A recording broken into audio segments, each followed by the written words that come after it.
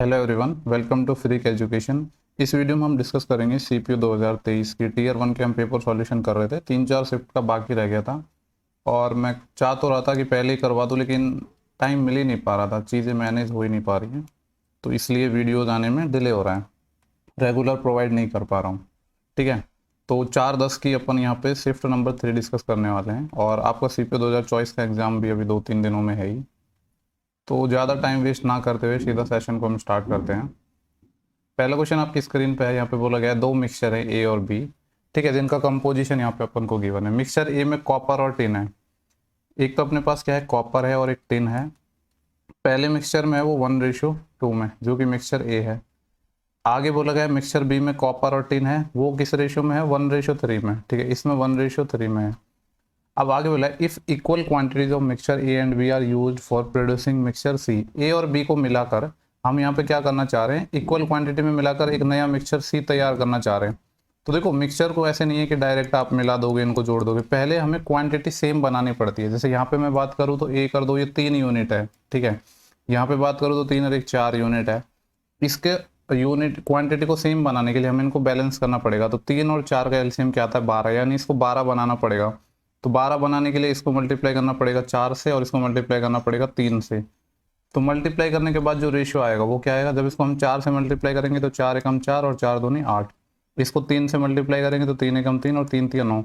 अब जब हमारा क्वांटिटी सेम हो चुकी है तो अब हम डायरेक्ट इनको मिला सकते हैं, यानी जो मिक्सचर सी बनेगा जिसमें कॉपर और टिन का जो रेशियो होगा वो क्या हो जाएगा, डायरेक्ट जोड़ सकते हो आप। कॉपर यहाँ पे 4 यूनिट है और यहाँ पे कितना है, 3 यूनिट है रेशियो। यहाँ पे टिन 8 यूनिट है, यहाँ पे 9 यूनिट है।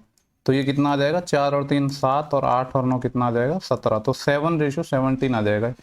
यानी सिंपली जब भी दो मिक्सचर्स को मिला के बना रहे हैं ना, तो वहाँ पे हमें पहले उनका जो क्वांटिटी है उसको इक्वल बनाना होता है। यहाँ पे बोला गया है कि if the volume of sphere, या गोले का जो वॉल्यूम है वो अपन को गिवन है। ठीक है, और हमसे पूछा है कि इसका सरफेस एरिया बता दो। तो गोले का या स्फेयर का जो वॉल्यूम होता है वो अपना क्या होता है, 4/3 pi r cube. 4/3 pi r cube. इसकी जो वैल्यू है सवाल में बोला है 38808 है। ठीक है, यहाँ पे पाई की मैं वैल्यू रख लेता हूँ। पाई की वैल्यू क्या रखेंगे हम, कुछ बोला नहीं है तो 22/7 रख देंगे। ठीक है, सॉल्व करते हैं। देखो 22 से ही काट लेते हैं, तो 22 एकम 22, बचेंगे कितने यहाँ से 16, फिर 168, फिर 22 अंते होते हैं 154, तो फिर कितना बचेंगे यहाँ पे अपने पास 154 और 14 बचेंगे 140, फिर 22 पंजे 110, 22 छः 132, कितने बचे 8, फिर 88 हो जाएंगे, 22 चौक 88, यानी ये 1764 टाइम चले गया है। अभी यहाँ पे अपने पास क्या बचा है, सिर्फ 4, तो 4 से और इसको सॉल्व कर लेंगे। 4 चौके 16, एक असिल 4 चौके 16 और 4 एकम 4। तो यहाँ से जब मैं आर क्यूब देख रहा हूँ तो आपको पता है कि यह 441, यानी ये क्या 21 का स्क्वायर, और यहाँ पे 3 × 7 21 और मल्टीप्लाई में चले जाएगा, तो ये 21 का क्यूब हो गया, यानी रेडियस है वो कितनी आ गई, 21 आ गई। बोला गया कि सरफेस एरिया बता दो। वो आपको पता है कि गोले का या स्फेयर का जो सरफेस एरिया होता है वो क्या होता है, 4πr²। तो यहाँ पे इसको सॉल्व कर लो। 4 इंटू पाई कितना आ जाएगा, वही 22/7 इंटू आर है अपने पास 21, 2 बार लिख देते हैं, 21 इंटू 21। जब सॉल्व करेंगे तो 7 से ये 3 टाइम जाएगा। अब सॉल्व कर लो। पहले तो अगर मैं यूनिट डिजिट देखूँ तो यहाँ पे सब में ही 4 4 आ रहा है, तो यूनिट डिजिट तो काम आएगा नहीं, तो सॉल्व ही करना पड़ेगा। 22 × 21 करेंगे तो कितना आ जाएगा, 22 एकम 22, 2 कैरी, फिर 22 दूनी 44 और 2 46, 462 इंटू यहाँ पे कितना बचा है, 4 और 3 12 और बचा है, तो 12 दूनी 24, 2 कैरी, और 12 छः की 72 और 2 74, 7 कैरी, और 12 चौका 48, 48 और 7 कितने होते हैं 55। तो 5544 अपना आंसर आ जाएगा। 5544 कौन सा है, ऑप्शन नंबर 4 है। ठीक है, नेक्स्ट सवाल है, बोला गया कि the area of rhombus having one side measuring 17 centimetre and one diagonal is 16 centimetre. Rhombus का हमें एरिया निकालना है जिसकी एक डायगोनल और एक साइड हमें गिवन है। ये हो गया अपना रोम्बस। आपको पता है चारों साइड इक्वल होती हैं और जो डायगोनल है वो एक दूसरे को 90 पर बाइसेक्ट करते हैं। अगर बोला गया कि साइड 17 है तो सारी साइड 17 हो जाएंगी। ठीक है, क्योंकि रोम्बस में क्या होता है, चारों साइड इक्वल होती हैं।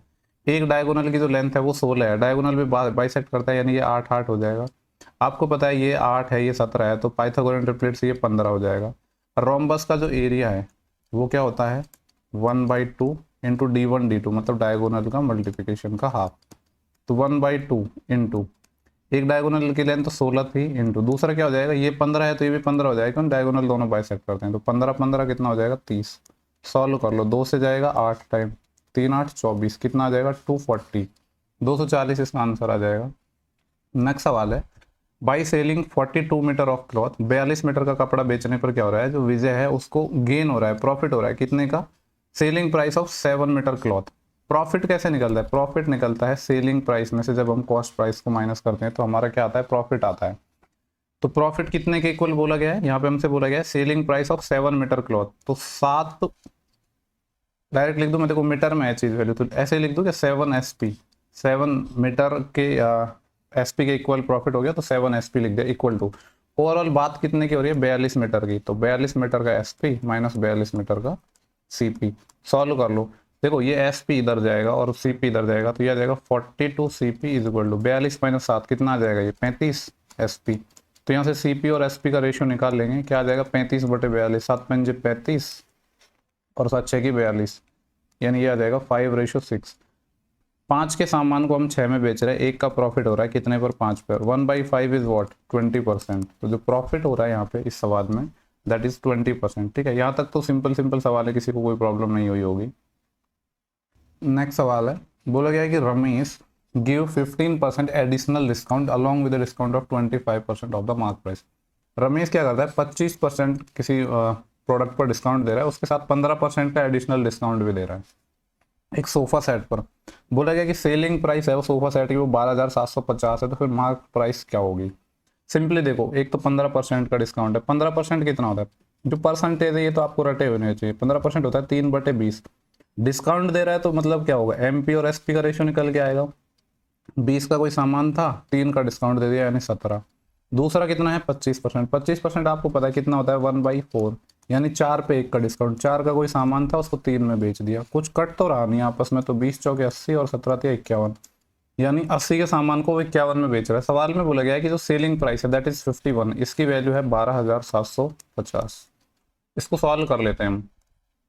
देखो 17 × 3 तो था, तो 17 से कटना चाहिए, 17 × 51, 17 से इसको काटूंगा तो 17 × 119, बचेंगे कितने 8, 17 पंजे 85, 750, और 3 से काटूंगा तो 250 टाइम, और एक यूनिट की वैल्यू कितनी आ गई 250, हमें निकालना है इसकी, तो इसको 225 से मल्टीप्लाई कर दो, 25 गुणा मैं 8 करता हूँ तो कितना आता है 200, 200 आएगा, उसके पीछे अपने क्या है 2 0 और चिपक जाएंगे, तो ये कितना हो जाएगा 20,000, क्योंकि 25 गुणा 8 था ना, 1 0 80 का और 1 0 250 का और आ जाएगा। नेक्स्ट सवाल है, 2 पाइप हैं, can fill a system in 12 hour and 16 hour. ठीक है, मान लो एक पाइप A था, दूसरा पाइप B था, ये 12 घंटे में भर सकता है, ये 16 घंटे में भर सकता है। ठीक है, यहाँ पे अगर मैं एलसीएम की बात करूँ तो 48 आ जाएगा, 12 चौके 48 और 16 3 48। आगे सवाल में बोला गया है the pipe are open simultaneously and it is found that due to leakage at the bottom. ठीक है, पाइप दोनों को पाइपों को एक साथ खोला जाता है, लेकिन बाद में पाया जाता है कि इसमें लीकेज है, जिसके कारण it takes 90 minute more to fill the system. जो सिस्टम को भरने में 90 मिनट एक्स्ट्रा लगते हैं। हमसे पूछा गया कि how much time will the leakage take the empty to fill the complete tank, will the leakage tank take to empty the complete tank. तो बोल रहा है कि जो लीकेज है वो कंप्लीट भरे हुए टैंक को कितने टाइम में खाली कर देगा। सबसे पहले तो मैं ये देखता हूँ कि टोटल टाइम कितना लग रहा है यहाँ पे। देखो ये दोनों पाइपों को एक साथ खोला जाता है, यानी जो ओरिजिनल टाइम हमें लगता वो तो कितना लगना चाहिए था, टोटल 48 काम है। ठीक है, और 4 और 3 7 की एफिशिएंसी हो रहा था, लेकिन इतना नहीं, एक्स्ट्रा लगा है। एक्स्ट्रा कितना लगा है 90 मिनट, क्योंकि 90 मिनट बोला है ना सवाल में, लीकेज के कारण 90 मिनट एक्स्ट्रा लगा है। तो टोटल जो टाइम लगा है वो लगा है 48/7 प्लस 90 मिनट। मिनट को मैं आवर में बदल सकता हूँ, तो मैं कह सकता हूँ ये 3/2 आवर है, तो हो जाएगा 3/2। अगर इसको मैं थोड़ा सॉल्व करूँ तो एलसीएम आ जाएगा 14, 48 दूली 96 और 7 या 21, 6 और 1 7 और 9 और 11, 117/14 आवर, इतने आवर लग रहे हैं। ठीक है, तो अगर मैं बात करूं कि लीकेज है उसकी इफिशिएंसी क्या होगी, तो यहाँ पे इजीली हम निकाल सकते हैं ना। तो थोड़ा सवाल है ये लेंदी पड़ेगा, कुछ कुछ क्वेश्चन तो अच्छे आएंगे ना। तो यहाँ पे अगर मैं लीकेज के साथ टैंकों में भर रहा हूँ तो 117/14 आवर लग रहे हैं। ठीक है, अगर मैं यहाँ से बात करूँ कि तो लीकेज की इफिशिएंसी क्या होगी, तो सिंपली निकाल सकते हैं। ए की इफिशिएंसी थी 4, बी की इफिशिएंसी 3, और हम मान लेते हैं कि लेट जो लीकेज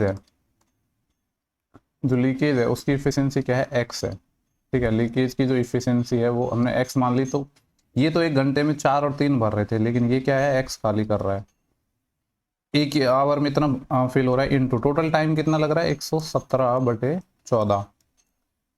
और ये जो टोटल काम हो रहा है, आपको पता है तो टोटल वर्क क्या होता है, इफिशिएंसी इनटू टाइम, और इसी से तो टोटल वर्क होगा। टोटल वर्क कितना है 48।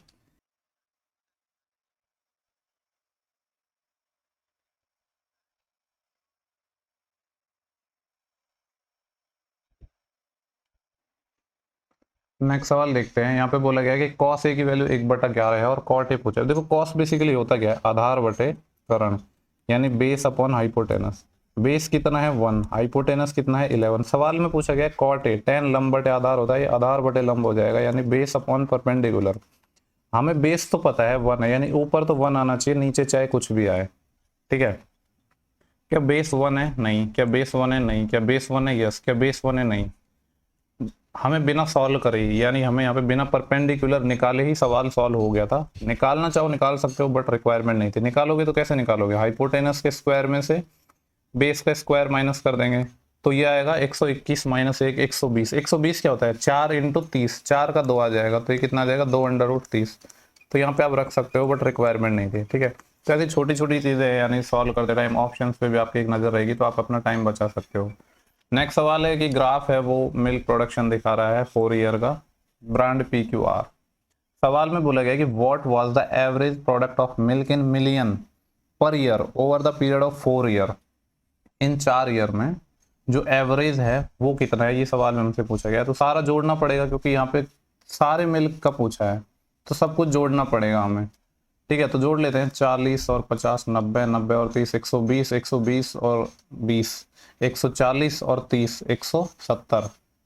170 पहले मैं क्या जोड़ रहा हूँ, जीरो वाले मल्टीपल में, मिड वालों को नहीं जोड़ रहा हूँ। 170 हो गया ना, और 40 210 और 30 240 और 20 260 280, और ये कितना हो जाएगा 280 और 30 310। 310 तो ये हो गया प्लस, अब बीच वालों को और जोड़ लो, एक तो 25 है और एक 25 है, 2 और है 50, यानी ये आ जाएगा 360। और ये कितने ईयर की बात हो रही है, 16 17 18 19 4 साल की, तो 360/4 90।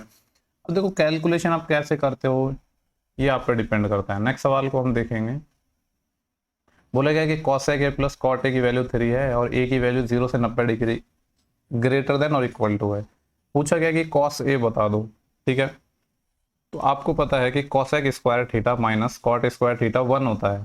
ठीक है, तो एक तो वैल्यू हमारे पास ये है ही, cosec theta plus cot theta, theta मान लो या a मान लो, a की बात है ना, इसकी वैल्यू 3 है। और दूसरा हमें पता है cosec square theta minus cot square theta 1 होता है, तो उसमें a plus B minus B वाली प्रॉपर्टी लगाएंगे, तो ये 1/3 हो जाएगा। 10th क्लास में आप पढ़ते हो इस चीज़ को। अगर दोनों को मैं ऐड कर दूं तो आपको पता है cot से cot कैंसिल हो जाएगा, 2 cosec थीटा यहाँ पे निकल के आ जाएगा, जो कि कितना आएगा 3 + 1/3। तो ये हो जाएगा 3 3 और 1 10/3, और 2 से ये कैंसिल हो जाएगा 5 टाइम। तो यहाँ से मैं कह सकता हूँ जो cosec थीटा है हमारे पास, वो कितना आ गया 5/3 आ गया। cosec होता क्या है, साइन लंब बटे कर्ण होता है, तो याद आएगा कर्ण बटे लंब। कर्ण मतलब हाइपोटेनस और लंब मतलब परपेंडिकुलर। ये कर्ण और लंब मुझे बोलने की आदत इसलिए क्योंकि मैं हिंदी मीडियम से ही पढ़ा हूँ, और हिंदी वाले लोग इसको यही बोलते हैं, बट मैं दोनों चीज़ें यहाँ पे बता देता हूँ। हमसे पूछा है कॉस, कॉस क्या होता है आधार बटे कर्ण, यानी बेस अपॉन हाइपोटेनस। क्या क्या पता है हमें, बेस या हाइपोटेनस। हमें हाइपोटेनस पता है, हाइपोटेनस 5 आएगा, यानी नीचे तो 5 आना चाहिए, सिर्फ एक ऑप्शन हटा सकते हैं। अब आपको पता है 5 है 3 है, तो 3 4 5 के ट्रिपलेट हो गया, यानी जो बेस है वो कितना आ जाएगा 4 आ जाएगा। ठीक है, बेसिक सा ट्रिपलेट है 3 4 5, तो जो करेक्ट आंसर है वो कितना आ जाएगा 4/5। नेक्स्ट सवाल पे चलते हैं। बोला गया है कि क्वेश्चन नंबर 36 है, क्वेश्चन यहाँ से चालू है। 36 equally efficient worker can paint 25 identical wall in 18 days. ठीक है, 36 लोग हैं जिनकी कार्य क्षमता सेम है, वो 25 सेम वॉल है उनको 48 दिनों में पेंट कर सकते हैं। तो पूछ रहा है कि how many days can 45 such worker paint 60 such walls. एक चीज मैंने आपको हमेशा बताया है, M1 D1 T1 E1 कुछ भी दिया हो, नीचे हमेशा आता है वर्क, बाकी सारी चीजें ऊपर आती हैं। ठीक है, बस इतना याद रखो, बाकी आवर दिया या टाइम दिया कुछ भी दिया हो डजेंट मैटर। ठीक है, कुछ भी दिया हो, नीचे सिर्फ वर्क आता है। तो वही चीज यहाँ पे बोल रहा है कि 36 लोग हैं, ठीक है, वो क्या कर सकते हैं, कैन पेंट 25 आइडेंटिकल वॉल। तो यहाँ पे जो वर्क है, वर्क क्या है 25 आइडेंटिकल वॉल है, तो ये नीचे आएगा। कितने टाइम में कर सकते हैं 48 डेज में, इक्वल टू आगे बोला गया कि कितने टाइम लगेगा, टाइम पूछा है 45 ऐसे ही वर्कर हैं ठीक है, टाइम पूछा है और बोला गया कि 60 ऐसी वॉल है, 60, ये सॉल्व कर लो, बहुत बेसिक क्वेश्चन है ये। इसको अगर सॉल्व करूंगा मैं तो 5 से आ जाएगा 12 टाइम, 5 से आ जाएगा 9 टाइम, 9 चौके 36, हमें टाइम चाहिए ना, तो 12 को मैं इधर मल्टीप्लाई कर दूंगा तो 12 चौके कितना आ जाएगा 48, तो ये आ जाएगा 48 ऑलरेडी है और 48 और, तो 48 का स्क्वायर डिवाइड बाई 25। 48 का स्क्वायर क्या होगा, इसको मैं ऐसे लिख सकता हूँ 50 माइनस 2 का होल स्क्वायर। हालांकि इसकी शॉर्ट ट्रिक भी होती है बट मैंने तो कभी याद नहीं किया है, उसकी खास जरूरत पड़ती नहीं है।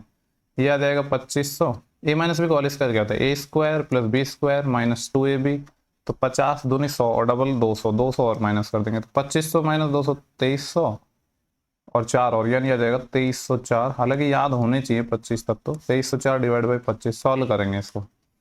देखो 25 नब्बे होते हैं 225, तो 9 टाइम जाएगा, सारे ऑप्शन क्लोज भी है तो हम एलिमिनेट भी नहीं कर सकते। 25 नब्बे 225, बचे कितने 5, अब हो जाएगा 54, 25 दूनी 50, यानी इतना कह सकता हूँ 92 पॉइंट समथिंग आएगा। फिर भी मैं 2 ऑप्शन ही हटा पा रहा हूँ क्योंकि काफी क्लोज है।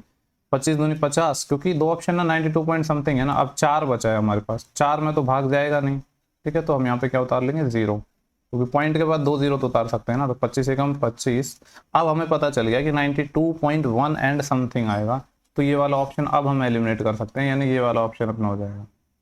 ठीक है, वैसे कर भी सकते थे, 25 से कम 25 40 था ना, यहाँ पे 15 बच जाएगा 150, 25 6 150, यानी 92.16 ही आएगा। ठीक है, क्या बोला गया सवाल में, हमसे बोला गया कि निम्नलिखित में से कौन सी संख्या है जिसको 6 8 और 9 से विभाजित करने पर, जब हम उसको 6 8 और 9 से विभाजित कर रहे हैं तो शेषफल है वो 6 8 और 9 के उच्चतम सामान्य गुणनखंड यानी हाईएस्ट कॉमन फैक्टर। सबसे पहले अगर मैं आपसे पूछूं यहाँ पे कि एचसीएफ क्या होगा इसका 6 8 एंड 9 का, तो कुछ कॉमन है क्या इसमें, कुछ नहीं, यानी इनका एचसीएफ क्या आएगा 1 आएगा। तो हमसे ऐसी संख्या पूछी है, ठीक है, जो 6 8 और 9 से विभाजित करने पर जो रिमाइंडर है वो क्या बचे यहाँ पे, या शेषफल क्या बचे, 1 बचे। तो 6 8 और 9 से डिवाइड कर रहे हैं, तो मैं ये भी कह सकता हूँ कि एलसीएम ऑफ 6 8 9 से डिवाइड कर रहा हूँ, 6 8 9। अगर वैसे करना है नॉर्मली तो अलग अलग डिवाइड कर सकते हो, बट वो एक अच्छा तरीका नहीं है। 6 8 और 9 के एलसीएम की अगर मैं आपसे बात करूँ तो कितना आएगा, देखो 9 और 6 का तो हो जाएगा अपने पास 36, अब 36 और 8 का मुझे एलसीएम देखना है, 36 का और किसका 8 का। 36 में आता है 4 गुणा 9 और 8 में आता है 4 गुणा 2, यानी इनके एलसीएम में एक 4 तो आएगा ही, और 9 और 2 का एलसीएम 18 और, या वैसे भी कह सकता हूँ 6 8 9, समझ रहे हो अब 72 आएगा। ठीक है, या फिर ऐसे भी कह सकते हैं कि 18 गुणा 4 72 आएगा। तो 72 से हमें डिवाइड करना है और रिमाइंडर बचना चाहिए 1।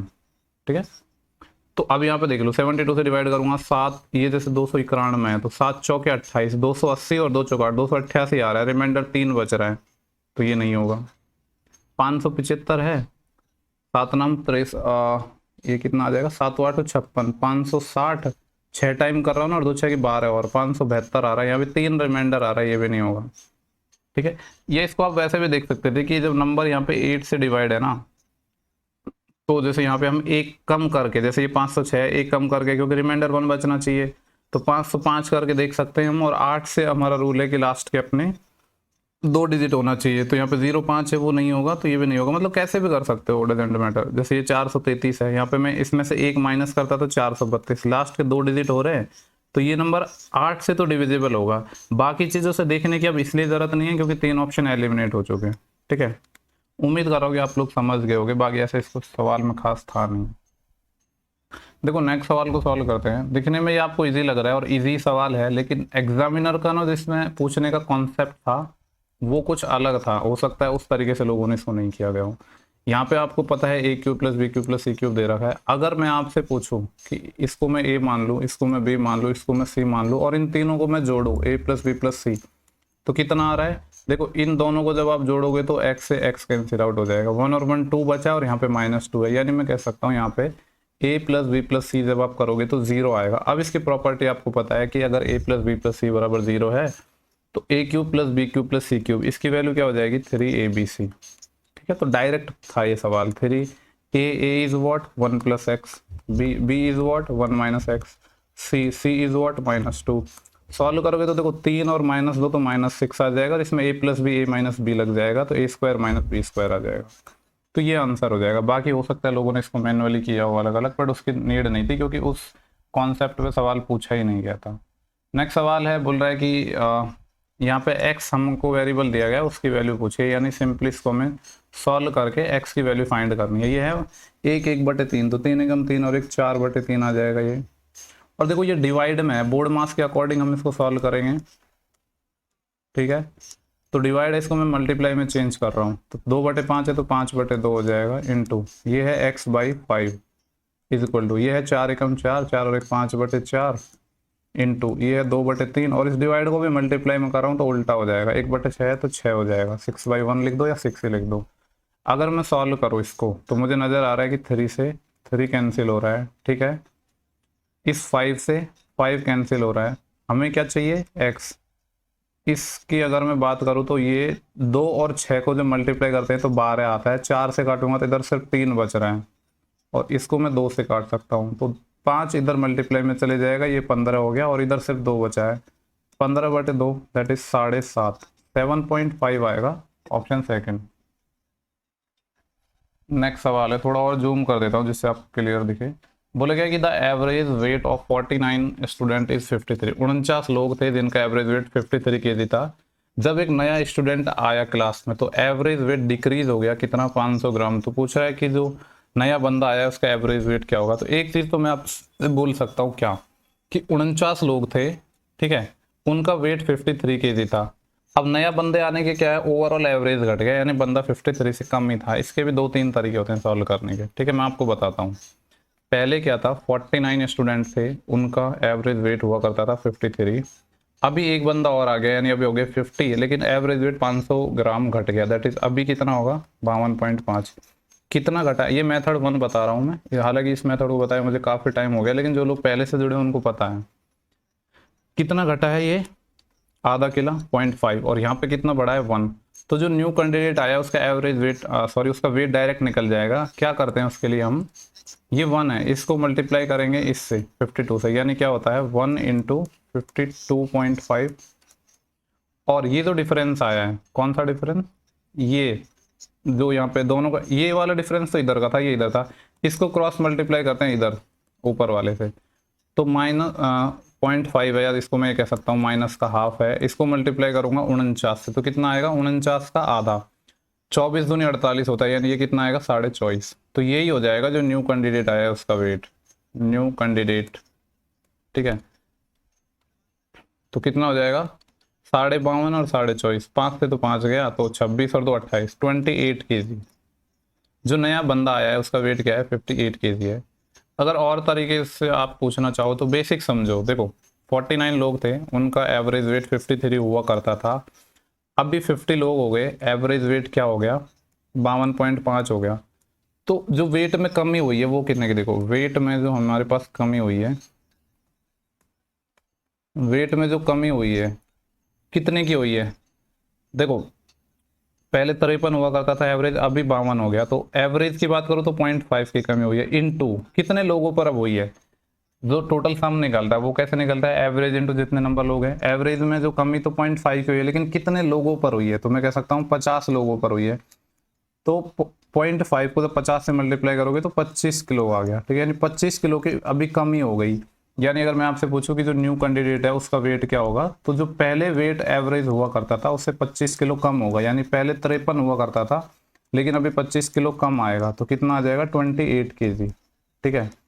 तो दोनों मेथड मैंने आपको बता दिए हैं, ठीक है, जिससे आप करना चाहो कर सकते हो, स्क्रीनशॉट लेना है तो ले सकते हो, ठीक है। नेक्स्ट सवाल पे मैं चल रहा हूँ। क्वेश्चन नंबर 18 है, बोला गया कि इन इलेक्शन बिटवीन 2 कैंडिडेट, 2 कैंडिडेट के बीच में इलेक्शन हुआ है, जिसमें क्या है, difference between the candidate who von and lost was 2500। जो हारा है और जीता है उनके बीच में वोटों का अंतर है 2500। The candidate who won got 75% of the vote, जो कैंडिडेट जीता उसको 75% वोट मिले हैं, and there were no invalid vote, और कोई भी इनवैलिड वोट नहीं थे। तो पूछ रहा है कि total number of votes polled on losing candidate, तो लूजिंग कैंडिडेट को कितने मिले हैं, बहुत ही सिंपल क्वेश्चन है। लेट्स से कि टोटल वोट 100 थे, एक को मिले हैं जीतने वाले को 75, तो आपको पता है हारने वाले को कितने मिलेंगे 25। हमें बोला गया है कि दोनों का डिफरेंस कितना है, 75 और 25 का डिफरेंस कितना है 50। सवाल में बोला है 50 की वैल्यू कितनी है 2500 है, और यहाँ पे कोई भी इनवैलिड वोट नहीं है तो और कोई वोट तो बचे नहीं। 50 की वैल्यू 25 है, यानी मैं कह सकता हूँ 1 की वैल्यू यहाँ पे 50 आ जाएगी। पूछ रहा है कि जो कैंडिडेट हारा है उसको कितने वोट मिले, हारने वाले को 25 मिले हैं, तो 25 इंटू 50, 25 पंजे 125, यानी कितना आ जाएगा 1250। 1250 ऑप्शन थर्ड हो जाएगा। नेक्स्ट सवाल है अपना क्वेश्चन नंबर 19, वही इलेक्शन से रिलेटेड है। यहाँ पे बोला है कि इलेक्शन हुआ है, ठीक है, दो लोगों के बीच में। 30% कैंडिडेट ऐसे हैं जिन्होंने अपना वोट नहीं डाला है, 20% वोटर हैं जिनके वोट इनवैलिड हैं, ठीक है। विनिंग कैंडिडेट को 64% मिला है, 64 विनिंग कैंडिडेट को, ओके। और बोला गया है कि वो 3136 वोटों से जीत गया है। तो ओवरऑल जो इनरोल्ड कैंडिडेट थे वो कितने थे, ये हमें निकालना है, ठीक है। तो वही 100 मान के हम कर लेते हैं इसको। देखो टोटल मैंने मान लिया कि जो इनरोल्ड कैंडिडेट थे वो कितने थे, 100 थे। अब इसमें से क्या हुआ है, 30% ऐसे लोग थे जिन्होंने अपना वोट नहीं डाला, 30% ने वोट नहीं डाला, डिड नॉट कास्ट वोट, ठीक है, DCV लिख दिया मैंने, did not cast their vote. तो डाला कितनों ने था, 70 ने। आगे सवाल में बोला है इसमें से भी 20% है वो इनवैलिड हो गए। हमें वैसे इनवैलिड का नंबर निकालने की भी ज़रूरत नहीं है, डायरेक्ट हम यहाँ पे ये निकाल लें कि वैलिड वोट कितने हैं। अगर 20% इनवैलिड हो गए तो वैलिड कितने होंगे, इसका 80%, इसका 80% मतलब 7 8 56, 56 वोट हैं वो वैलिड है। अब सवाल में बोला गया है कि जो जीतने वाला कैंडिडेट है उसको 64% मिले हैं। देखो हर चीज़ अपने आप में 100% होती है। अगर इस पॉइंट पे मैं बात करूँ कि ये 56 टोटल है, अब इसमें से क्या मिला है, दो कैंडिडेट हैं, तो लेट्स से कि फर्स्ट और सेकंड मान लेते हैं। तो एक को तो 56 का कितना मिला है 64, तो दूसरे को कितना मिलेगा 36%। आगे सवाल में बोला गया है इन दोनों का ही डिफरेंस, क्योंकि यहाँ पे बोला है कि 3136 वोटों से जीता है 3136। इसका मतलब क्या है कि दोनों के जो वोट्स में डिफरेंस है वो ही है। तो 56 का, देखो ये 64 और 36 का अगर मैं डिफरेंस निकालूँ तो कितना आएगा, 14 और 14 28%, ठीक है, क्योंकि 36 और 14 50, फिर 14 28%। ये 28% किसका है, 56 यूनिट का, समझ रहे हो ना आप। यहाँ पे 56 यूनिट अपने थे वैलिड वोट, इसमें से एक को मिले 64%, दूसरे को मिले 36%। हमें बोला है कि 31 और 36 वोटों से जीत गया, यानी 56 का 28% क्या है, 3136 है। इधर मैं लिख देता हूँ कि 56 का 28% मतलब 28/100। इसकी जो वैल्यू है सवाल में वो दे रखी है 3136। इसको सॉल्व करते हैं थोड़ा, पहले हम 14 से काट लेता हूँ, 14 चौके 56 और 14 से ही कटना चाहिए, 14 दूनी 28, 3 बचेगा, ठीक है। फिर कितना हो जाएगा, ये 23 हो जाएगा, 14 एकम 14, फिर कितना बचा 9, सही काटे ना, 14 दूनी 28, 3 बचा 33, ठीक है, 14 दूनी 28, सॉरी 33 था यहाँ पे ये, तो 14 दूनी 28 दो बार डिवाइड होगा ये, फिर 5 बचेगा 56, 14 चौके 56 ये आएगा, ठीक है। और 28 को अगर मैं इससे काटूँ तो आई थिंक 30 का 8 टाइम 240 होता है, ठीक है। तो 28 का 8 टाइम 16 कम हो गया, यानी 226, बिल्कुल ये 8 टाइम कैंसिल हो जाएगा इससे, और 4 से ये 2 टाइम कैंसिल हो जाएगा, यानी मैं कह सकता हूँ जो 1 यूनिट है उसकी वैल्यू कितनी आएगी, 100 इधर मल्टीप्लाई में चले जाएगा 200। सवाल में पूछा है कि टोटल जो इनरोल्ड कैंडिडेट थे वो कितने थे, तो वो तो थे 100 माना था ना मैंने, तो 100 इसके साथ और मल्टीप्लाई में कर देंगे तो कितना आ जाएगा 20,000, ठीक है। तो 20,000 टोटल अपने पास वोटर्स थे। उम्मीद कर रहा हूँ कि कोई प्रॉब्लम नहीं होगी इस सवाल में। इस टाइप के सवालों को हम इसी तरह डील करते हैं। नेक्स्ट सवाल है, पूछ रहा है कि मीन प्रोपोर्शन बताना। आपको पता है अगर कोई दो नंबर ए और बी हैं तो उनका मीन प्रोपोर्शन क्या होता है, √AB। तो इनका मीन प्रोपोर्शन क्या होगा, x³ और x है, यानी x⁴ हो जाएगा इंटू y⁴1 और y⁴3 y⁴4। इसको सॉल्व कर लो तो ये क्या आ जाएगा x² y², ठीक है। वर्बली होने वाला सवाल था। नेक्स्ट सवाल देखेंगे, पूछ रहा है कि least common multiple that is LCM बताना है 12 8 27 का। ऑप्शन से ही उठा सकते हो यार, सबसे छोटा उठाओ। 27 की अगर मैं बात करूँ तो 27 18 का मल्टीपल है, नहीं होगा। 54 की बात करूँ तो 18 और 27 तो है लेकिन 12 नहीं है, ये नहीं होगा। 108 की बात करूँ तो 12 नंबर 108, 18 से भी होता है, 27 चौके भी होते हैं, तो यही हो जाएगा। बाकी LCM निकाल ही सकते हो, बट ऑप्शन से ही हो जाएंगे छोटे मोटे सवाल तो। नेक्स्ट क्वेश्चन है, Jimmy has to cover a distance of 88 kilometer in 16 hour, ठीक है। If she cover half of the journey is 3/4 time, then what should be her speed to cover the remaining distance in the time left? Okay, यहाँ पे बोला गया है कि जो जिम्मी है, बेसिकली जिम्मी एक तो गर्ल है, ठीक है। तो यहाँ पे बोला है कि 88 किलोमीटर है वो 16 घंटे में कवर करती है। तो टाइम की अगर मैं बात करूँ तो यहाँ पे 16 घंटे था। अब क्या बोला गया है कि इफ सी कवर, दूसरी कंडीशन दी है, अगर हाफ जर्नी वो 3/4 टाइम में कवर करती है। हाफ जर्नी मतलब क्या है, 88/2 यानी 44 किलोमीटर, ये 44 किलोमीटर कवर कर रही है। और कितने टाइम में, हाफ टाइम ऑफ व्हाट, जो टोटल स्टार्टिंग में 16 आवर था उसका सॉरी हाफ टाइम नहीं, 3/4 था, हाफ टाइम तो जर्नी थी, हाफ जर्नी थी, तो 3/4 टाइम है, दैट इज 4 चौके 16 और 4 के 12, 12 आवर में ये कवर कर रही है। तो रिमेनिंग डिस्टेंस कितनी है, अभी 44 किलोमीटर हमारे पास डिस्टेंस बची हुई है, ठीक है। उसको कवर कितने टाइम में करना है, यहाँ पे 12 घंटे तो पहले लग चुके थे, टोटल 16 घंटे हमारे पास थे, यानी 4 घंटे में। तो इसको जो स्पीड रखनी होगी, सवाल में ये पूछा कि किस स्पीड से कवर करना होगा, तो 11 किलोमीटर पर आवर, ठीक है, बेसिक सा क्वेश्चन था।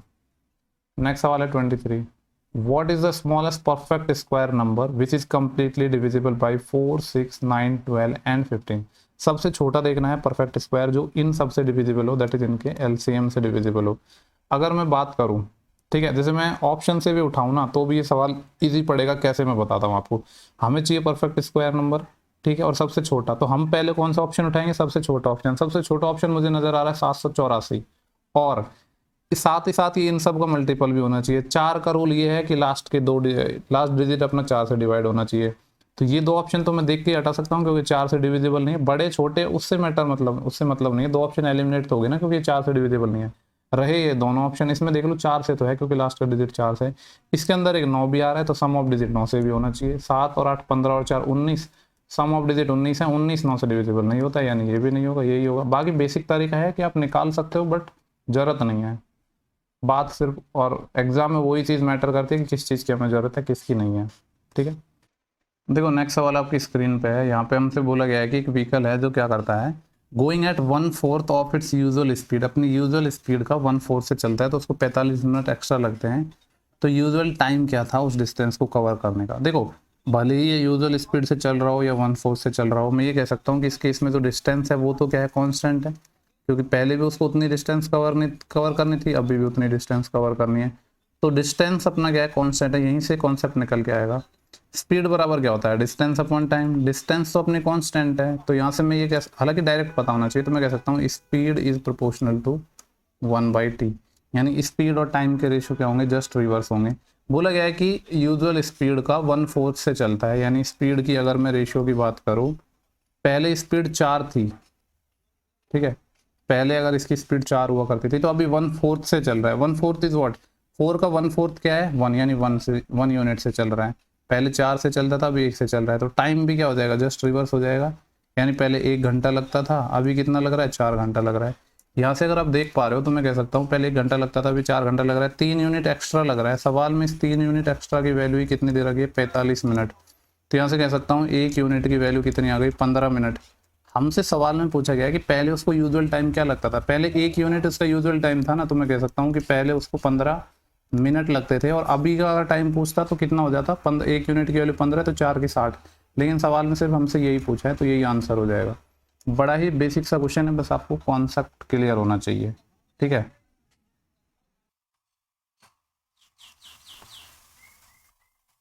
नेक्स्ट सवाल है, बोला गया कि कंचन lent रुपये 10,000 for 2 year and 5,000 for 4 year at the same rate of simple interest. साधारण ब्याज की दर पर कंचन ने क्या किया है, 10,000 रुपये और 5,000 रुपये दिए हैं 2 और 4 साल के लिए। पूछ रहा है कि टोटल इंटरेस्ट जो रिसीव हुआ है कंचन को वो 2,000 रुपये हुए हैं, तो रेट ऑफ इंटरेस्ट क्या है। बड़ा ही सिंपल सा क्वेश्चन है। आपको पता है जो सिंपल इंटरेस्ट है वो कैसे निकलता है, principal into rate into time divided by 100, ये होता है। टोटल जो सिंपल इंटरेस्ट है 2,000 है, तो यहाँ पे निकाल लेते हैं पहले तो 10,000 रुपये पर, रेट हमें नहीं पता लेकिन टाइम पता है ना, 2 साल, डिवाइड बाई 100, एक टर्म तो ये हो गई प्लस। सेकंड है 5,000 रुपये, प्रिंसिपल हो गया, रेट नहीं पता लेकिन टाइम पता है कि 4 साल है, डिवाइड बाई 100। दोनों का जो सम है वो 2,000 रुपये गिवन है। यहाँ से सॉल्व कर लेते हैं, 2 0 कैंसिल हो जाएंगे, यहाँ से 2 0, इधर 100 बचा है, 100 इंटू 2 200, तो 200 आर तो यहाँ से आ गया प्लस, यहाँ पे 50 इंटू 4 कितना हो जाएगा, 200 आर इज इक्वल टू 2000। आपको पता है 200 200 400 आर की वैल्यू 2000 आ गई, तो आर कितना आ जाएगा 5%। तो जो रेट ऑफ इंटरेस्ट है वो कितनी हो गई, 5%। देखो नेक्स्ट सवाल है, यहाँ पे बोला गया कि एवरेज वेट है एबीसी का वो 77 किलो है। 3 लोग हैं एबीसी, ठीक है, जिनका एवरेज वेट कितना है, 77 है। Average weight of A and B, A और बी के मैं एवरेज की बात करूँ तो वो कितना है, 68 kg है, और एक दिया है बी और सी। बी और सी के एवरेज वेट की बात करूँ तो 83 kg है। हमसे पूछ रहा है कि बी का बता दो। देखो इसको सॉल्व करने के 2 तरीके, एक तो आप बेसिक से बना सकते हो, ए बी का ए 68 है तो डबल करोगे तो वहाँ से ए बी का सम आ जाएगा, ऐसे ए बी सी और बी सी का। मान लो वैसे अगर तुम नहीं करना चाहते हो तो देखो वर्बली सोचो, एक बात बताओ, यहाँ पे ए और बी का जो एवरेज वेट था 68 kg, यहाँ पे क्या है, ए बी तो है ही, सी और एक्स्ट्रा ऐड हो गया, जैसे ओवरऑल जो वेट है वो क्या हो गया 677 हो गया। तो प्रैक्टिकली आप सोचोगे, वैसे रटने की जरूरत नहीं है, इस चीज़ को प्रैक्टिकली सोच सकते हो कि यहाँ पे एवरेज वेट ओवरऑल बढ़ा है। तो बढ़ा क्यों होगा, बढ़ा इसलिए होगा क्योंकि जो सी का एवरेज वेट है, सॉरी सी का जो वेट है वो 68 से ज़्यादा रहा होगा ना, इसीलिए तो बढ़ा है। एवरेज बढ़ा कितना है, अगर मैं आपसे पूछूं कि एवरेज में जो इंक्रीज है वो कितना है, तो 9 किलो का है, 9 किलो का एवरेज में वेट है, और अभी ए बी सी 3 लोग हैं, तो सम में कितना इंक्रीज हो जाएगा। अगर सम में मैं इंक्रीज की बात करूँ तो 9 × 3 27 kg का इंक्रीज हो गया। यानी क्योंकि देखो ये जो 27 kg एक्स्ट्रा है, इसी को तो 3 लोगों में आप बांटोगे 9 9 9, तब जाके तो ये 68 से एवरेज 77 हो गया। यानी मैं ये कह सकता हूँ कि यहाँ पे नया बंदा सी आया था, इसका जो वेट है वो कितना रहा होगा, फिर 68 तो दोनों का था ही ए बी का, इसका 27 किलो और ज़्यादा हो गया, जिससे एवरेज 77 हो गया। तो ये कितना हो जाएगा, 60 और 20 80 और 7 और 8 15, 95 kg ना, ये 95 किलो हो गया। अब देखो हमें चाहिए क्या, हमें चाहिए सी, हमें सॉरी सी ने हमसे बी पूछा है ना, तो बी अब यहाँ पे बेसिक से भी निकाल सकते हैं, बेसिक से नहीं निकालना चाहोगे कोई तरीका, और वैसे मतलब कॉन्सेप्ट से भी कर सकते हो इनको कंपेयर करके, बट ज़रूरत नहीं है। हमें बी का वेट चाहिए, तो बी का वेट कितना आ जाएगा, इन दोनों का देखो एवरेज 83 है, इसको डबल कर देता हूँ तो ए और बी और सी का सम आ गया, इसमें से सी का माइनस कर देता हूँ क्योंकि सी का हम निकाल चुके हैं 95, तो ये आएगा 166 माइनस 95, 5 यहाँ से बचा और 66 यहाँ से, यानी कितना हो जाएगा 71 kg। ये जो 71 kg है ये किसका वेट आ गया, बी का वेट आ गया। मैं उम्मीद कर रहा हूँ कि हर किसी को एकदम क्लियर हो गया होगा ये सवाल, इसमें कंफ्यूजन वाला कुछ चीज़ थी नहीं, मैंने इसको अच्छे से एक्सप्लेन भी किया है। देखो नेक्स्ट सवाल है 27, यहाँ पे बोला गया है कि डायमीटर ऑफ हेमीस्फीयर, हेमीस्फीयर का जो डायमीटर है वो क्या है, किसके इक्वल है, डायगोनल ऑफ रेक्टेंगल जिसकी लंबाई 4 और 3 सेंटीमीटर। यानी एक रेक्टेंगल है 4 और 3 सेंटीमीटर का, उसका जो डायगोनल है वो कितना हो जाएगा 5 का, क्योंकि ये 90 होता है पाइथागोरन ट्रिपलेट से। ये जो 5 सेंटीमीटर है लेंथ, ये किसके इक्वल है, ये इसका डायमीटर है किसका, हेमीस्फीयर का। तो मैं कह सकता हूँ हेमीस्फीयर की जो रेडियस आएगी वो कितनी आएगी, इसका डायमीटर 5 था, लेकिन जब रेडियस निकालते हैं तो डायमीटर का आधा यानी 5/2 सेंटीमीटर आ गई किसकी, हेमीस्फीयर की रेडियस। पूछ रहा है कि इसका टोटल सरफेस एरिया बता, तो आपको पता है हेमीस्फीयर का टोटल सरफेस एरिया क्या होता है, 3πr², क्योंकि 2πr² तो नॉर्मल होता है और ये ऊपर की एक πr² और ऐड हो जाता है, तो ये होता है 3πr²। सॉल्व कर लो आंसर आ जाएगा। कलर चेंज कर लेता हूँ, 3 × पाई की वैल्यू में रख देता हूँ 22/7 इंटू आर कितना है 5/2, तो 2 टाइम लिख देता हूँ इसको, 5/2 × 5/2। वैसे मैंने ध्यान नहीं दिया पाई की, यहाँ पे पाई की फॉर्म में था तो इसको पाई रहने देते हैं। तो आ जाएगा 5 5 25, 25 3 75 और नीचे 2 और 2 4, 75/4π, ये वाला ऑप्शन हो जाएगा। इसके बाद नेक्स्ट सवाल देखेंगे 28 है, ठीक है, इसको मैं थोड़ा सा एडजस्ट कर देता हूँ आपके लिए। यहाँ पे हमसे बोला गया है कि डायमीटर क्या है 2 सेंटीमीटर और लंबाई 45 सेंटीमीटर वाले एक बेलनाकार धातु की छड़ को पिघला रहे हैं, सिलेंड्रिकल रॉड को हम पिघला रहे हैं। मैंने आपसे बोला है कि जब भी किसी शेप को कन्वर्ट किया जाता है तो वॉल्यूम इक्वल करते हैं, तो वॉल्यूम ऑफ सिलेंडर इसको इक्वल करेंगे, किस में कन्वर्ट कर रहे हैं, इनटू वायर, वायर में कन्वर्ट कर रहे हैं। आपको पता है वायर भी सिलेंड्रिकल ही होता है, वॉल्यूम ऑफ वायर लिख देता हूँ, ठीक है, ये W लिख दो, एक ही बात है। जिसकी जो थिकनेस है, ठीक है, थिकनेस एंड लेंथ कितनी है 5 मीटर, जिसकी थिकनेस यानी मोटाई और लंबाई है वो 5 सेंटीमीटर है। तो हमसे पूछ रहा है कि जो तार है या जो वायर है उसका व्यास बताना है, तो रेडियस निकाल देंगे, उसका डबल कर देंगे। तो सबसे पहले बात करते हैं सिलेंडर, जो सिलेंडर या जो बेलन है उसका वॉल्यूम क्या होता है πr²h। इसको किसके इक्वल करेंगे, वायर, वायर में भी क्या आ जाएगा πr², लेकिन यहाँ पे r है वो क्या आएगा, डिफरेंट आएगा, ये स्मॉल r मान लेता हूँ लेट्स से कि इसको, इनटू h भी डिफरेंट होगी, क्योंकि डिफरेंट हम भले ही उसको सेम शेप में कन्वर्ट कर रहे हैं बट दोनों की मीजर है वो अलग अलग है। तो यही तो था, तो सवाल में बोला था कि व्यास 2 सेंटीमीटर और लंबाई 45 सेंटीमीटर, ठीक है। पहले जो सिलेंडर था उसका व्यास 2 सेंटीमीटर था, तो देखो ये पाई से पाई तो कैंसिल हो जाएगा, यानी व्यास 2 सेंटीमीटर था डायमीटर, तो रेडियस 1 रही होगी, तो 2 का आधा 1, इसका स्क्वायर तो 1 ही हो जाएगा, इनटू, और 45 सेंटीमीटर क्या थी इसकी लेंथ थी, यदि इसको हाइट भी बोल सकता हूँ 45 इज इक्वल टू एक समान मोटाई और 5 सेंटीमीटर वाले तार के रूप में इसको रूपांतरित किया जाता है। तो हमें निकालना है इसका व्यास। लंबाई कितनी है इसकी 5 सेंटीमीटर, रेडियस हमें नहीं पता है, आर स्क्वायर रख देते हैं इनटू हाइट। हाइट बोला है कि 5 मीटर है। देखो यहाँ पे एक चीज़ और ध्यान देने वाली है, ये जो डाटा था सेंटीमीटर में था, जबकि यहाँ पे ये मीटर में गिवन है, ठीक है। तो इसको सेंटीमीटर में बदलने के लिए 5 इंटू सेंटीमीटर में बदलने के लिए 100 से मल्टीप्लाई और करना पड़ेगा। तो अगर मैं यहाँ पे इसको सॉल्व करूँगा तो 5 से 9 टाइम चले जाएगा, तो ये आएगा 9/100 आर स्क्वायर। ये डाटा सेंटीमीटर में आया, तो आर की वैल्यू आ जाएगी 3/10 सेंटीमीटर। लेकिन सवाल में हमसे क्या पूछा गया, सवाल में पूछा गया डायमीटर बताना है। तो अगर मैं इसका डायमीटर निकालने जाऊँ यानी 2r निकालने जाऊँ तो ये कितना आ जाएगा, डबल कर देते हैं 6/10 सेंटीमीटर। लेकिन जो आंसर है ना वो सेंटीमीटर में नहीं दिया गया, वो किस में दिया है, mm में दिया है। आपको पता है कि 1 mm इज वॉट, यहाँ पे कि आंसर 1 mm में दिया है, सॉरी 1 mm में नहीं 1 cm ले लो इसको, 1 cm 1 सेंटीमीटर में कितना हो जाएगा, 10 मिलीमीटर हो जाएगा। तो cm को हमें कन्वर्ट करना है, तो ये तो था 6/10, इसकी जगह मैं क्या कर दूंगा 10 mm मिलीमीटर। तो 10 से 10 कैंसिल आउट हो जाएगा और कितना आ जाएगा 6 mm आ जाएगा आंसर। ये वाला ऑप्शन हो जाएगा, ठीक है। मान लो कभी आपको यूनिट कन्वर्जन पता ना हो ना, फिर भी आप यहाँ पे ऑप्शन को एलिमिनेट कर सकते हो। आपको पता है 6 तो आएगा, चीज़ों को कन्वर्ट करोगे तो 0 इधर उधर होंगी ना, तो वैसे भी आप अगर इन केस भूल जाओ तो मैं बता रहा हूँ एक सॉल्यूशन, बाकी पता तो होना चाहिए ही। नेक्स्ट सवाल है, बोला गया कि the base radius and the height of a right circular cone is increase by 10%, ठीक है। रेडियस और हाइट को 10% बढ़ाया जाता है तो इसका वॉल्यूम कितना इंक्रीज हो जाएगा। क्योंकि आपको बताया जो कॉन होता है, कॉन का जो वॉल्यूम होता है, volume of cone is what 1/3 pi R square H. इसमें जो ये टर्म है 1/3 पाई, इतना तो कांस्टेंट टर्म है, ठीक है, ये तो कांस्टेंट है, लेकिन आर स्क्वायर एच पे तो डिपेंड करेगा ना। अब देखो यहाँ पे रेडियस को भी 10% बढ़ा रहे हैं, हाइट को भी 10% बढ़ा रहे हैं, तो 10-10 में 2 बार तो रेडियस में लगेगा, 1 बार हाइट में लगेगा। तो मैं ये कह सकता हूँ कि 10% का 3 टाइम सक्सेसिव तो लगाना है हमें, और 10% तो आपको पता ही है क्योंकि ये CI में हम इसको बहुत ज़्यादा यूज़ करते हैं। तो 10% का जब 3 बार सक्सेसिव लगाओगे तो कितना आता है 33.1%, ठीक है। ये तो बच्चे बच्चे को रटे होगा, तो इसका आंसर हो जाएगा 33.1%।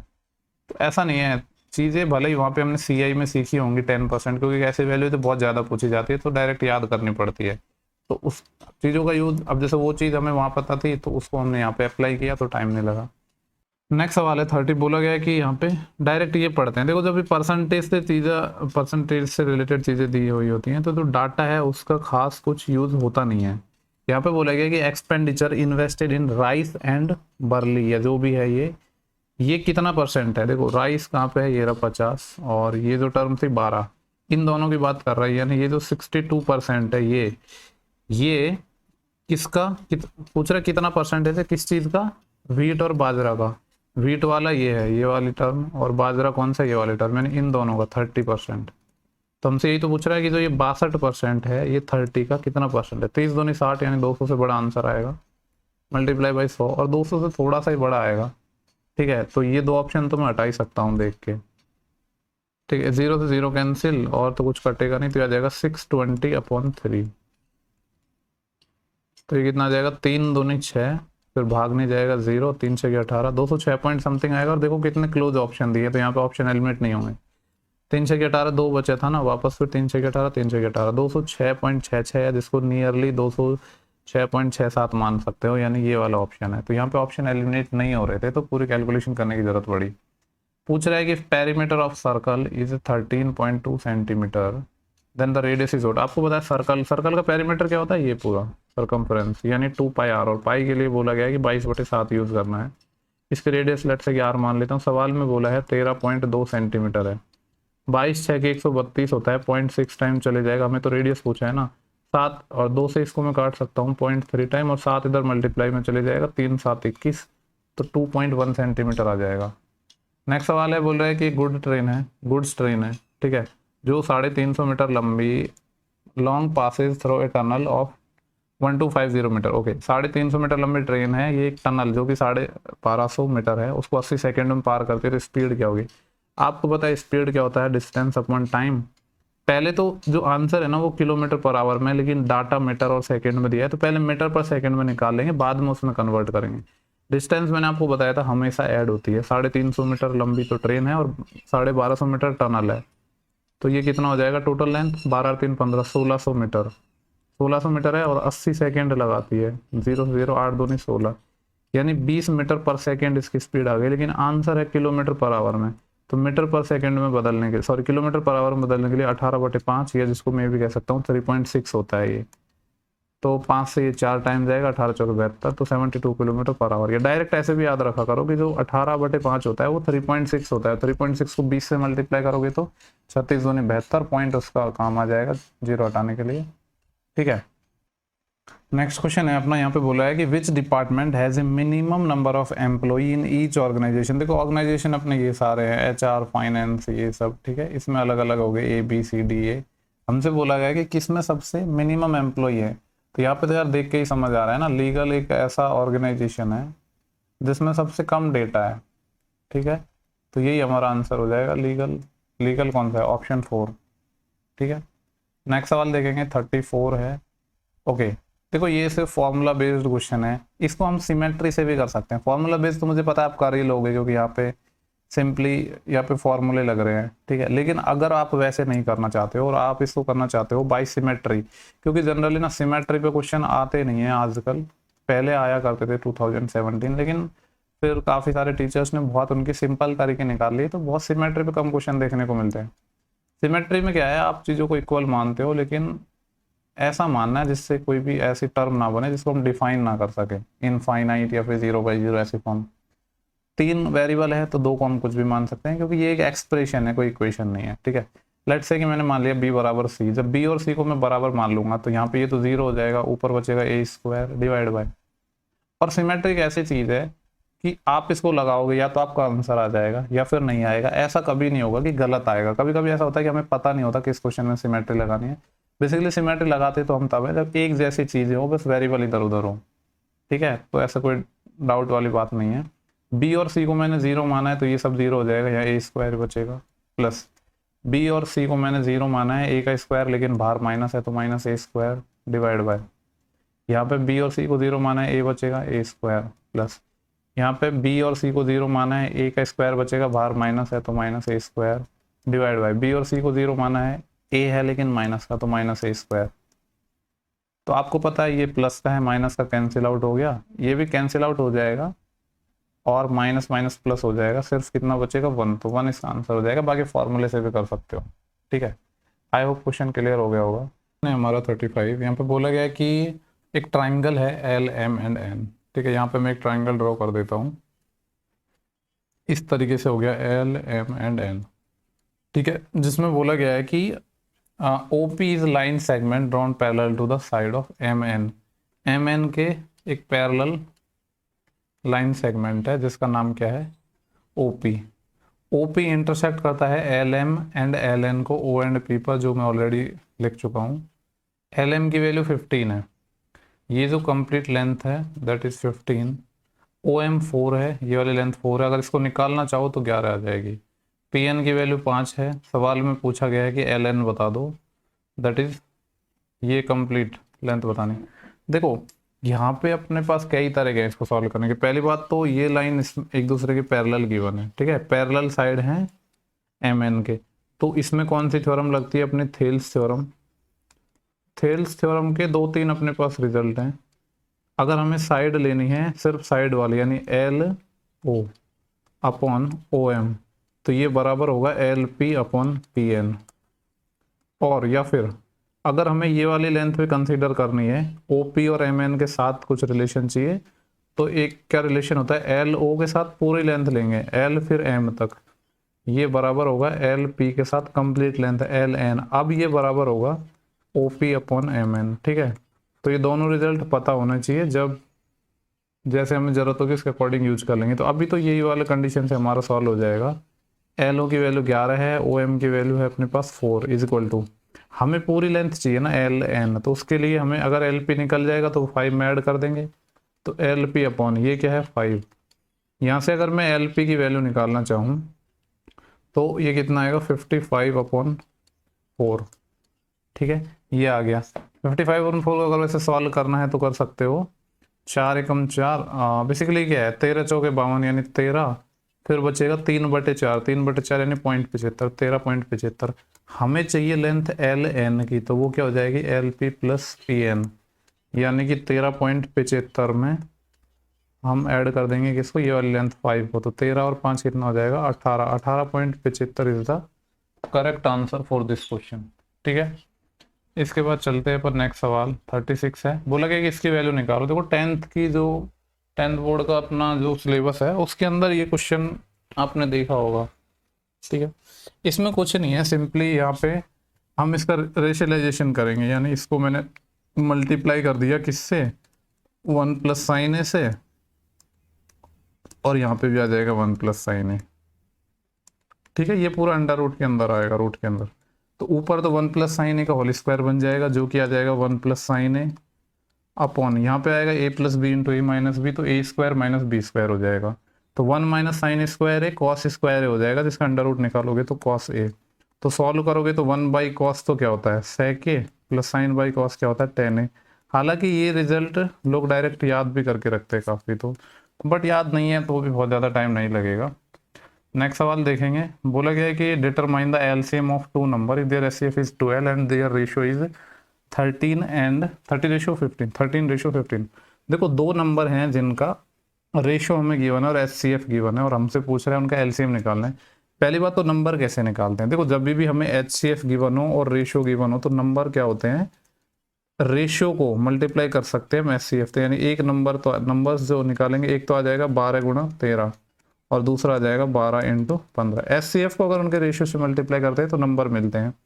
तो ये अपने पास नंबर्स आ गए।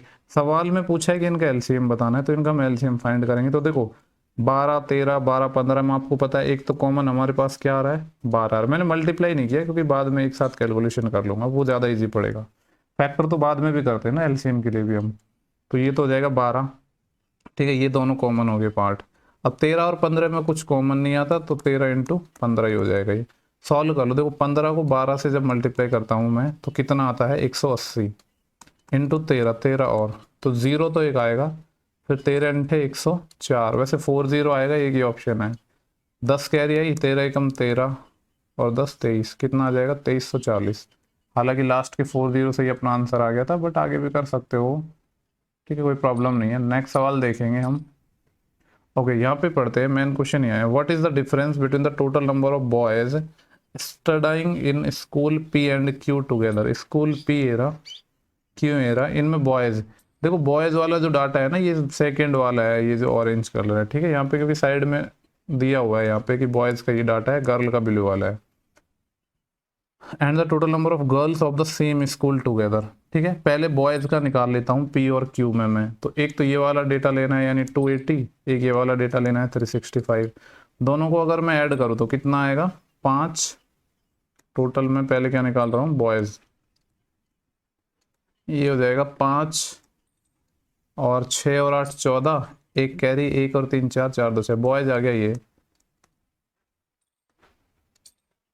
और गर्ल्स की अगर मैं बात करूं किस किस का टुगेदर लेना है, पी एंड क्यू का। ठीक है, तो पी एंड क्यू का गर्ल्स का लूंगा तो एक तो क्या है 350 और एक क्या है 260, 300 और 200 500 और 60 50 110, यानी ये आ जाएगा 610। हमसे इन्हीं में डिफरेंस पूछा गया है, तो इनमें डिफरेंस कितना हो जाएगा 35। ठीक है, 35 ऑप्शन 4 था। इसके बाद नेक्स्ट सवाल देखेंगे। पूछा गया कि what was the average number of bicycle produced at the factory per year from 1998 to 2002, 1998 से लेकर 2002 तक जो एवरेज है वो क्या है, ये बेसिकली हमसे पूछा गया है। ठीक है, तो उसके लिए सब हमें ऐड करने पड़ेंगे। 8 और 6 14, 14 और 9 23, 23 और 11 कितने हो जाएंगे अपने पास 34, 34 और 12, 34 और 2 36 और 10 46, 4600 डिवाइड बाई कितने ईयर हो गए टोटल 1 2 3 4 5, तो 5 नाम 45, 900 गुणा 5 4500 हो गया। 100 और बटा 100 बचा ना, 100/5 मतलब 20, यानी 920 आ जाएगा। ये 920 कौन सा ऑप्शन है, थर्ड ऑप्शन। नेक्स्ट सवाल देखेंगे कि find the least number which when divided by 4 9 12 and 50 leave the remainder 3 in each case.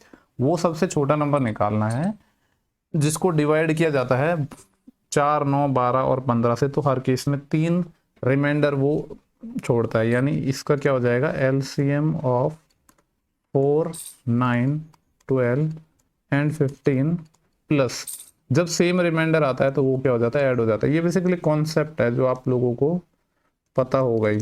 तो बस हमें सॉल्व करना है कि इनका एलसीएम क्या आएगा। अब एलसीएम की बात करूँ तो आपको पता है कि 4 और 9 है, ठीक है। देखो 4 और 9 का एलसीएम तो 36 होता है, अगर 12 को भी इंक्लूड कर ले तो भी 36 हो जाएगा, लेकिन जब 15 को इंक्लूड करोगे तो 36 15 का क्या आएगा, 36 में होता है 12 इंटू 3 और इसमें 5 इंटू 3, 3 तो दोनों में आएगा और 12 पंजे 60, 60 180, 180 आ जाएगा इनका एलसीएम, ठीक है। एलसीएम कैसे भी निकाल सकते हो, बहुत सारी तरीके हैं। तो 180 प्लस 3, तो जो करेक्ट आंसर इज व्हाट, 183। इसको एक दूसरा तरीका ये था, ठीक है, आप बाय ऑप्शन भी बना सकते थे, वो आपके पास एक दूसरा तरीका हो जाता कि सबको आप डिवाइड करते और देखते कि, या फिर ये कर सकते थे कि सब में से 3 माइनस करो और फिर देखो कि सबसे डिविजिबल हो रहा है या नहीं, वो भी एक तरीका था। और लीस्ट वाला पहले चाहिए था तो लीस्ट वाले से अपन उठाते option. Next question is what, find the ratio between the number of Neem trees planted in the year 2021 and the number of birch trees planted in the year 2022। एक तो 2021 की बात हो रही है और एक 2022 की बात हो रही है। कौन कौन से ट्रीज है, एक तो अपने पास है नीम ट्रीज, नीम ट्रीज 2021 में है 5000, ये वाली, ठीक है। और ये है बर्च ट्रीज, ये वाली 9000। इनका रेशियो लेंगे तो कितना आ जाएगा, 5:9, यानी ऑप्शन नंबर पहला ही आ जाएगा अपने पास, ठीक है। नेक्स्ट सवाल देखते हैं। 42 बोले गया है, on an item there is an 18% discount on the mark price of ₹26,000, ठीक है। 26,000 का कोई प्रोडक्ट था जिस पर 18% डिस्काउंट दिया। After giving an additional discount the item sold at ₹16,000, how much was the season discount, correct up to 2 decimal. तो जो सीजन डिस्काउंट है वो कितना दिया था, तो देखो बड़ा ही सिंपल सा क्वेश्चन है। यहाँ पे बोला है कि on an item there is an 18% discount on the mark price of ₹26,000। 26,000 का कोई प्रोडक्ट था, उस पर हमने पहले तो 18% डिस्काउंट दे दिया। इसको हम रेशियो से भी बना सकते हैं, दो तरीके हैं कैसे भी बना लो। जैसे कि 18% की मैं बात करूँ तो कितना होता है, 18% इज वॉट, 18/100, तो आ जाएगा 9/50। बात हो रही है डिस्काउंट की, तो MP से SP का रेशियो आएगा, यानी 50 का कोई सामान था जिसको मैं कितने में बेच रहा हूँ, 41 में बेच रहा हूँ। नाउ फर्दर मैं क्या कर रहा हूँ, एक कोई और डिस्काउंट दे रहा हूँ जो मुझे नहीं पता है क्या है, सीजनल डिस्काउंट, लेट्स से कि X से Y। पहले जो ओरिजिनल MP था वो था 26,000 और डिस्काउंट देने के बाद जो SP है वो है 16,000, ठीक है। इसको हमें सॉल्व करना है। तो यहाँ पे क्या कर सकते हो, आप इनको ऐसे क्रॉस में काट सकते हो, सामने जो चीज़ है उसको उससे काट सकते हो, और यहाँ पे क्रॉस में, तो ऐसे तो कुछ कट नहीं रहा है लेकिन यहाँ से कट जाएगा ये 5 से। कितना टाइम कट जाएगा, 5 5 25, बचेंगे 1 10 5 2 10, 520, और 41 से तो कुछ कटेगा नहीं, तो X रेशो Y में निकालता हूँ। मैंने आपको हमेशा बोला है, काफ़ी लोग इसमें कंफ्यूज होते हैं कि कौन सी चीज़ पहले मल्टीप्लाई करनी, तो इस डायरेक्शन में हमें पहले जाना होता है, यानी 520 को हम इधर पहले मल्टीप्लाई में करेंगे, ठीक है। तो ये कितना आ जाएगा, 520 रेशो, सॉरी 520 को और 41 हो रहे हैं यहाँ पे, 520 इंटू 41 रेशो, इधर मल्टीप्लाई करेंगे तो ये आ जाएगा 16,000, ठीक है। इसको थोड़ा और फर्दर सॉल्व कर सकते हैं हम, ये 0 और 13 से 4 से काट लेते हैं 13 टाइम, और 4 से कट जाएगा 4 चौके 16 यानी 400, 13 एकम 13, ठीक है, और 1 कैरी, और 13 चौके 52 और 1 53, यानी 533 यहाँ पे MP है और यहाँ पे है 400। 533 के सामान को हम 400 में बेच रहे हैं, तो अगर मैं आपसे पूछूं कि जो डिस्काउंट है, डिस्काउंट कितना है 133 का, कितने पर है 533 पर, और परसेंटेज के लिए 100 से मल्टीप्लाई। अब सॉल्व करके देखते हैं, देखो 5 दूनी 10 और 5 तिया 15, 20 से तो ज़्यादा आएगा, और 5 तिया 15, 30 से कम आएगा, लेकिन ये कह सकते हैं कि लगभग मिड में आएगा। जैसे एक सवाल मैंने और बताया था, तो मैं ये कह सकता हूँ कि 30 से कम आएगा, तो ये ऑप्शन गलत हो जाएगा, और लगभग मिड में आएगा तो ये ऑप्शन भी गलत हो जाएगा। अब हमें इन दोनों में से देखना पड़ेगा कि कौन सा ऑप्शन है, ठीक है। तो 2 टाइम जाएगा तो कितना आएगा, 1066, फिर बचेगा 34, तो यहाँ से जिससे ये हो जाएगा 1100, और 3 11 के बाद 12 13 यानी 230, और तो आई थिंक 264 बचेगा, ठीक है। उसके बाद नेक्स्ट हम उतारेंगे यहाँ पे 0, तो 5 चौके 20 यानी 4 टाइम जाएगा। 533 का जब मैं 4 टाइम करता हूँ तो कितना आएगा, 2000 तो एक आ जाएगा, प्लस 33 का 4 टाइम, 30 चौके 120 और 3 चौके 12, 132 और यानी 2132 आएगा। तो देख लो कितना रिमेनिंग है, 8 और ये 0 और ये 508 बच रहा है। अब 508 बच रहा है, पॉइंट के बाद हम वापस 0 उतार लेंगे। अब देखो 533 से अगर मैं इसमें भाग दूँ तो आपको पता है कि 9 टाइम हो जाता 5330, तो सॉरी 9 टाइम नहीं 10 टाइम, तो 9 टाइम तो भाग जाएगा यानी 24.9 एंड समथिंग आएगा। तो 24 पॉइंट यहाँ पे था 6 एंड सम, एक तो 6.65 है, 1.95 है, तो हमारा 9 पॉइंट कुछ आ रहा है, यानी वो वाला ऑप्शन हो जाएगा। ठीक है, तो कुछ कुछ ऐसे सवाल आते हैं जिनमें आपको थोड़ी कैलकुलेशन लगभग पूरी करनी पड़ती है। ठीक है, 42 हो गया, फिर है 43। बोले एक ट्राइंगल है पी क्यू आर, पी पे 90 है, पी पे 90 है मतलब राइट एंगल है, यहाँ पे राइट एंगल हो गया 90। ठीक है, ये पी पर है, बाकी क्यू यहाँ पे मान लेते हैं, आर यहाँ पे मान लेते हैं। बोला है कि आर 47 है, पी एस परपेंडिकुलर है क्यू आर के, ये एक परपेंडिकुलर लाइन हो गई।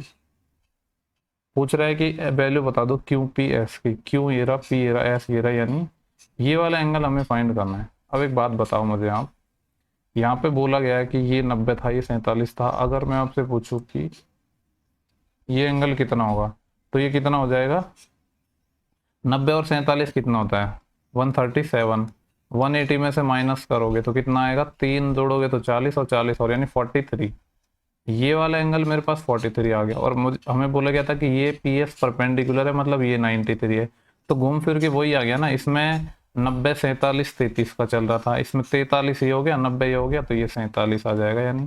ठीक है, तो 47 डिग्री आ जाएगा, यही वाला एंगल हमसे पूछा गया था, दिस वन। ठीक है,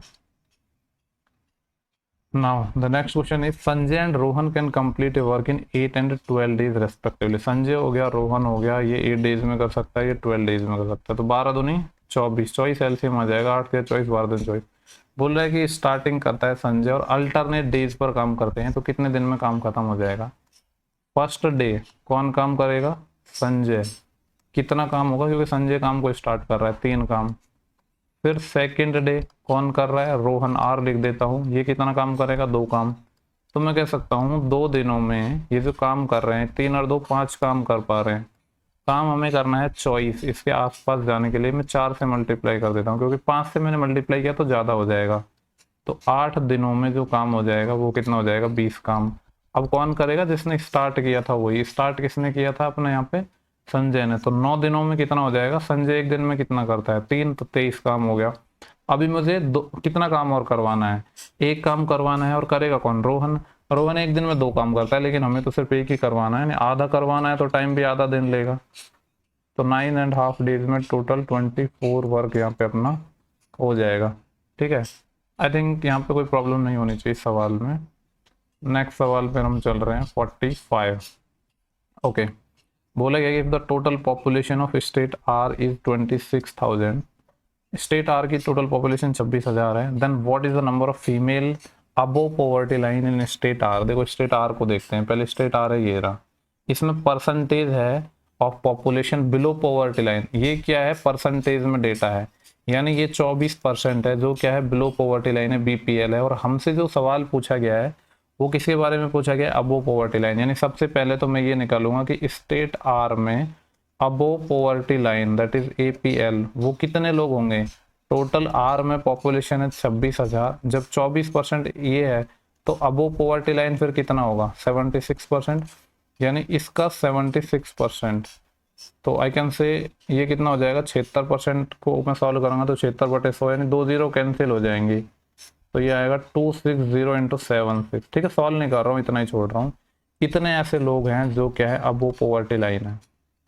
नाउ अब आगे क्या है, यहाँ पे अपने पास प्रोपोर्शन दिया है मेल और फीमेल का। हमसे जो सवाल पूछा है वो पूछा है अब वो पॉवर्टी लाइन, तो इससे तो हमें मतलब ही नहीं है, हमें इससे मतलब है इसमें जो रेशियो है, ये अब वो पॉवर्टी लाइन है ना जो हमने निकाला है 260 इंटू 76, इसमें ये रेशियो क्या है, 3:3 में है, 3:3 कह लो या 1:1 कह लो, यानी आधा आधा है। और हमसे फीमेल पूछी है, तो इसमें फीमेल कितनी हो जाएंगी जो कि अब वो पॉवर्टी लाइन में है, वो कितने हो जाएंगे, इसका आधा यानी 260 डिवाइड 2 इंटू 76। तो मैं कह सकता हूँ 130 इंटू 76 ये आएगा। अगर यूनिट डिजिट की बात करूँ तो 0 आएगा, फिर 6 और 3 18, यानी लास्ट में 80 आना चाहिए। लास्ट में 10 से सिर्फ मेरे दो ही ऑप्शन हट पा रहे हैं, लेकिन इतना तो ठीक है, नियर बाई भी है, मल्टीप्लाई कर लेते हैं। ठीक है, तो 0 तो एक आ ही जाएगा। उसके बाद मैं 13 को 76 से मल्टीप्लाई कर रहा हूँ, 13 6 की 78, 7 असेल, और 13 7 91, 91 और 7 98, तो 9880 ऑप्शन आना चाहिए, यानी option 2। Next question is A B एक कॉर्ड है एक सर्कल की जिसकी रेडियस क्या है 1.7 सेंटीमीटर। एक सर्कल हो गया, ठीक है, आज तो फिर भी ठीक ठाक बना है सर्कल।